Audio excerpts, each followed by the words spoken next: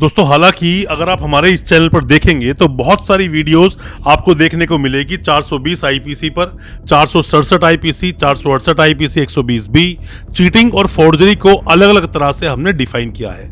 बहुत बार आपको बताया है क्या क्या आपके कानूनी अधिकार हैं, किस तरह से आपकी बेल होगी, एंटीसिपेटरी बेल लेने में क्या गलतियां बिल्कुल ना करें और किस आधार पर आपकी बेल हो सकती है। 420, 467, 468, 471, 120 बी जैसे जो ऑफेंसेस होते हैं, ये जो ऑफेंस है चीटिंग और फोर्जरी को ही दर्शाता है, बताता है। मान लीजिए किसी भी इंसान के साथ में आपने ठगी की और वहां पर फॉर्ज डॉक्यूमेंट का भी इस्तेमाल किया।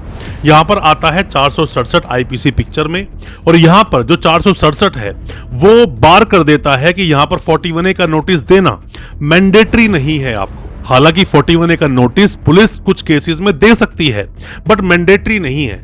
जैसे कि 420 आईपीसी अगर सिर्फ ये ऑफेंस हो तो 7 साल तक के मामले जो होते हैं सजा के, उसमें 41A का नोटिस देना मैंडेटरी होता है, बट 467 में मैंडेटरी नहीं होता प्रोविजन। सिर्फ और सिर्फ डॉक्यूमेंट की फॉर्जरी से रिलेट करता है ये केस। फिर चाहे आपकी मार्कशीट को फॉर्ज किया हो, फिर चाहे फर्जी मार्कशीट आपने कहीं पर इस्तेमाल की हो, आपने कोई फर्जी डॉक्यूमेंट से अकाउंट खुलवाया हो, फर्जी डॉक्यूमेंट के आधार पर किसी साथ में आपने ठगी की हो, मतलब कि फर्जी डॉक्यूमेंट, जो डॉक्यूमेंट जेन्युइन नहीं है उसे कहीं पर भी इस्तेमाल किया या किसी भी तरह से फॉर्ज किया तो यह मामला 467 आईपीसी का बन जाएगा। 3 आधार कौन कौन से हैं बेल लेने के अगर आप जेल में हैं, उनके बारे में आज बात करेंगे अपने इस वीडियो के माध्यम से। ज्यादा कुछ जानने के लिए दोस्तों बने रहिए हमारे इस वीडियो के साथ। नमस्कार दोस्तों, फिर एक बार स्वागत करता हूं आप सभी का अपने इस यूट्यूब चैनल पर जिसका नाम है फाइट फॉर ट्रू। मेरा नाम है वीरेंद्र वर्मा। जैसा आप सभी जानते हैं, इसी तरह की लीगल अवेयरनेस की वीडियोस आपके लेकर आते हैं और आपको बनाते हैं कानूनी जानकार। दोस्तों आप में से जिसने भी हमारी पुरानी वीडियोस देखी हैं, जिसमें मैंने आपको 82, 83 की प्रोसीडिंग के बारे में भी बताया था कि कब कोर्ट भगोड़ा करार दे देता है और उसके बाद आपकी बेल हाई कोर्ट तो क्या सुप्रीम कोर्ट तक आप जाते हैं फिर भी आपकी बेल नहीं होती है, मैंने आपको उसके बारे में बताया। आपको यह भी बताया कि अगर चार्जशीट टाइम से ना लगे तो यहां पर 60 दिन और 90 दिन का जो प्रावधान होता है, डिफॉल्ट बेल आप कैसे लेंगे। हालांकि दोनों ही वीडियोस को हम इस वीडियो के एंड में लगा देंगे, उन वीडियो को भी आप देखेंगे, बहुत कुछ आप जान पाएंगे। 3 आधार कौन कौन से हैं बेल लेने के। सबसे पहले आधार की दोस्तों हम बात करते हैं।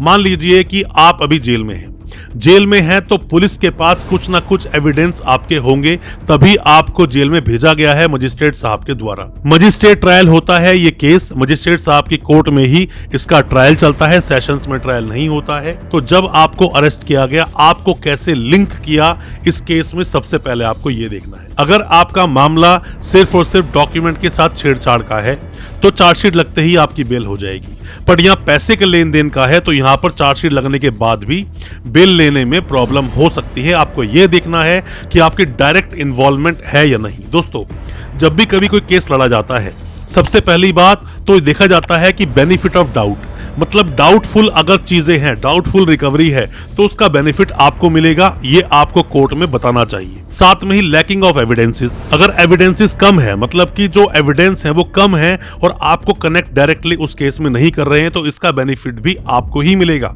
आपकी बेल हो जाएगी। जो भी आपके वकील साहब बेल लगाएं, केस को अच्छे से समझें, और केस को अच्छे से समझने के लिए जरूरी है क्लाइंट से मिलना, या फिर क्लाइंट की फैमिली तो पूरी बात नहीं बता पाती, क्योंकि चीटिंग फोर्जरी में अगर नाम आया है तो पूरी इंफॉर्मेशन फैमिली को होती नहीं है। क्लाइंट से मिलना चाहिए और खास करके इन चीजों को बेनिफिट आपको जरूर लेना चाहिए। और अगर किसी की डायरेक्ट इन्वॉल्वमेंट नहीं आ रही है तो आपकी बेल हो जाएगी।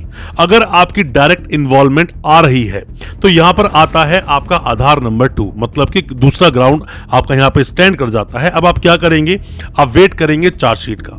चार्जशीट जैसे ही सामने आएगी तो चार्जशीट के लगते ही पूरी जो पुलिस ने इन्वेस्टिगेशन की, पुलिस ने जो पूरी छानबीन की, वो पूरी छानबीन आपके सामने आ जाएगी। उसमें से अपने ग्राउंड्स बनाओ, उसमें से अपने डिफेंस तैयार करो, और चार्जशीट अपने आप में ग्राउंड होता है बेल को लेने का।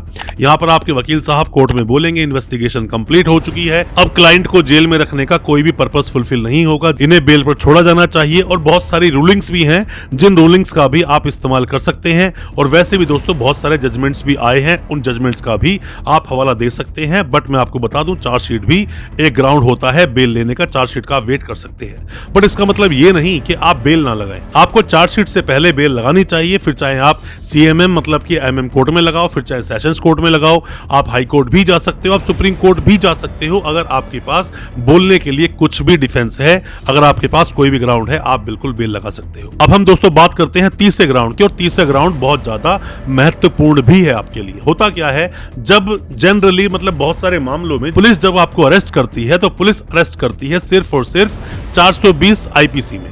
420 आईपीसी में अगर पुलिस ने आपको अरेस्ट किया तो यहां पर 41A का नोटिस देना एक मैंडेट प्रोविजन था, मैंडेटरी था, देना ही पड़ेगा पुलिस को 41A का नोटिस।